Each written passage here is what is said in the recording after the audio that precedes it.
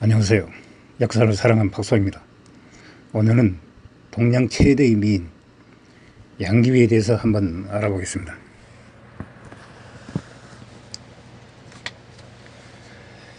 양귀비는 이름이 아니라 양씨생의 귀비라는 직함이 붙은 호칭입니다.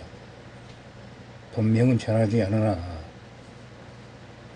도사가 됐던 시절 태진이라는 도를 사용하였습니다. 사사에는 본명 대신 양태진이라고 칭하였고 옛 중국의 사대부를 또 흔히 양태진이라고 불렀다고 합니다. 아명은 일부 사료에 의하면 옥한 또는 옥노라고 하였으며 중국 대중들은 양귀비를 영옥한이라고 불렀다고 합니다. 본관은 포주 영락으로 개원 7년 영주에서 출생하였습니다.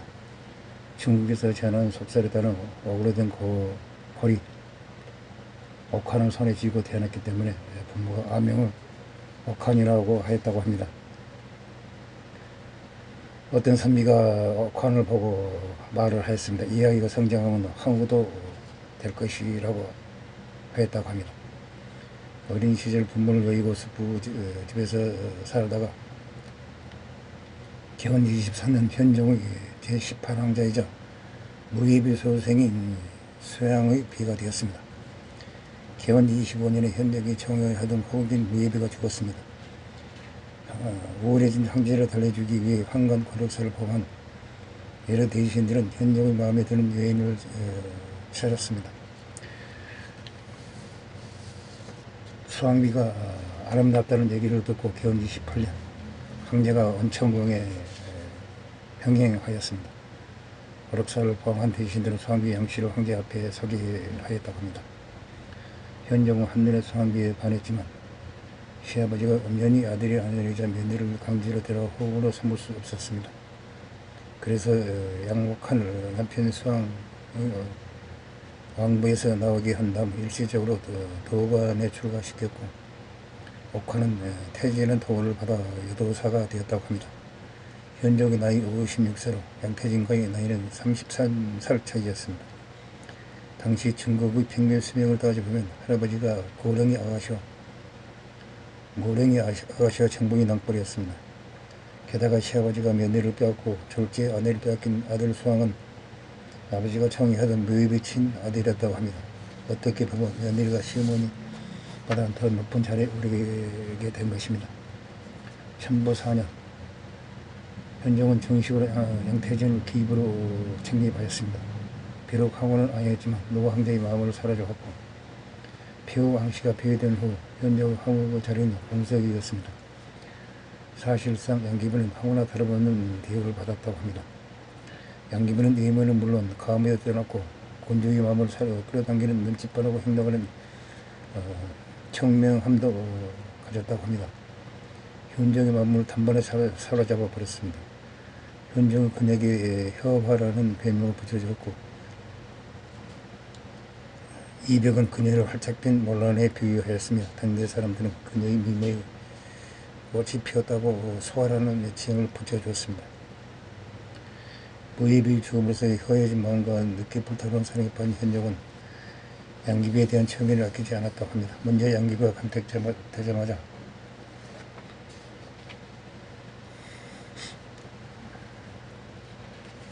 양귀비와 온천을 좋아하는 양귀비를 위해 홍천 궁궐인 화천궁으로 조정을 옮겨 국정을 돌봤으며 양귀비 옷을 만드는 전문 사람만 무려 700명이었다고 합니다. 그녀가 남방 특산 과일을 좋아하여 그 뜻에 영합하려는 지방관이 금마로 신선한 과일을 진상하는 일화가 있습니다. 게다가 현종은 늘 틈만 나면 양귀비를 데리고 달을 보는 노래를 즐겼다고 합니다. 이 노래는 당나라 민간에도 널리 퍼져 오늘날 중국 경추절 달보기 풍습이 되었습니다. 현종의 양귀비에 대한 청에는 그녀에게만 그치지 않았습니다. 먼저 세상을 떠난 양귀비의 부모에게 각각 제국군과 양국 부인은 시호를 줬으며 천보 7년은 양귀비의 세 언니를 한국 객국 지국 본인에 봉하였습니다. 특히 이 세 국부인은 해마다 1천관 현재 시세로 한 5억 원이나 되는 후원을 받고 양귀비를 따라 황실 잔치에 참여하는 등 항적 이상의 엄청난 대우를 받았다고 합니다. 게다가 이 임무를 대신해 친척 오빠인 양국층이 대상 제일이 오면서 양귀비에 맞는 친척들이 고관 대작에 오르게 되었습니다. 훗날 백거이는 이런 상황을 장안가에서 이렇게 묘사하였습니다. 현령과 양귀비로 인해 특권을 얻는 세 자매와 양씨 일족은 사람들의 재물을 빼앗고 매가 매주가 하는 등 당나라를 돕먹는 세력이 되어버렸다. 특히 그 중에서 끝파랑 양국층으로 양귀비의 뒷배만 믿고 각종 국정농단을 저질렀다. 양귀비의 현령의 눈에 든 절도사 안록산과 권력을 놓고 서로 반목하게 되었다. 결국 당나라를 파고로 말았다고 합니다. 1514년 양국층을 처단할 명문으로 세워 동북변방을 지키고 있던 안록산이 난을 일으켰습니다. 이듬해 1515년 안록산의 군대가 수도 장안까지 치고 돌았습니다. 황제 일원서 사천 도주하였습니다. 장안 서쪽 마외역에 이르렀을 때입니다. 장군 진현예와 허위 병사들이 큰 소리를 칩니다. 양씨 일문에 대한 불만이 폭발하였습니다.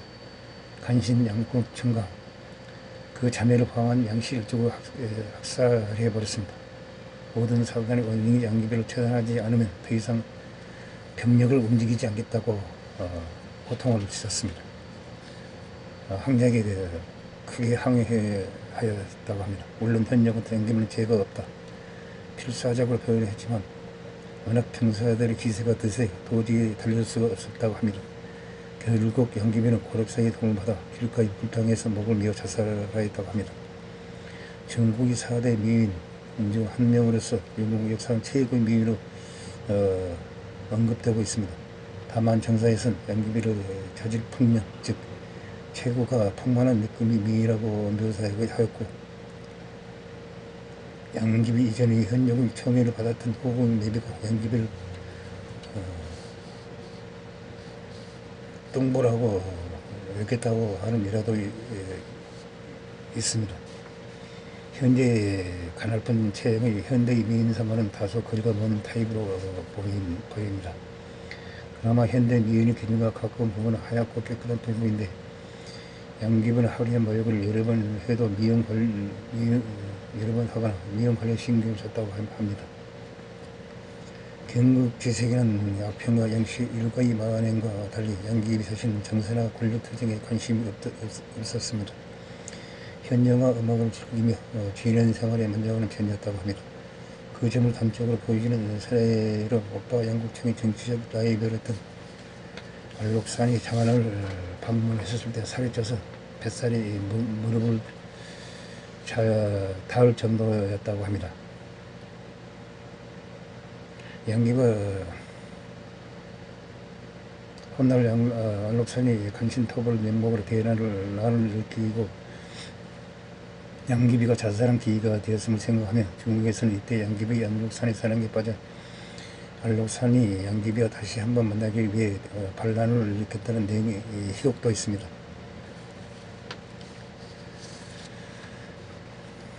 아편의 재료인 양귀비 꽃은 당연히 그녀에게서 따온 이름입니다.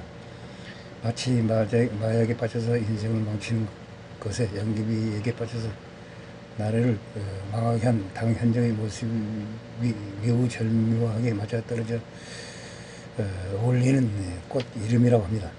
백거의 유명한 시 장안가는 양귀비의 현정의 비극을 모티브로 하였습니다. 이후 신홍의 장안가전, 악사의 양태진전 등 인생은 더욱 보태져서 양귀비의 당현정의 이야기는 로맨틱한 비극으로 기록되어 있습니다.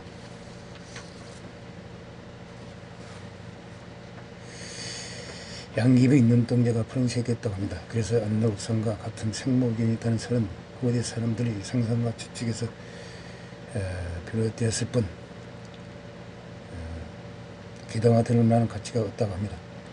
양귀비를 이민족이나 생목으로 언급한 사실은 없습니다. 이상 양귀비 최대 동양의 미인, 아니 세계의 미인이라고 할 수 있는 동양 미인 양귀비에 대해서 언급하여 보았습니다. 항시 부정함을 느낍니다. 양해 부탁드립니다. 감사합니다.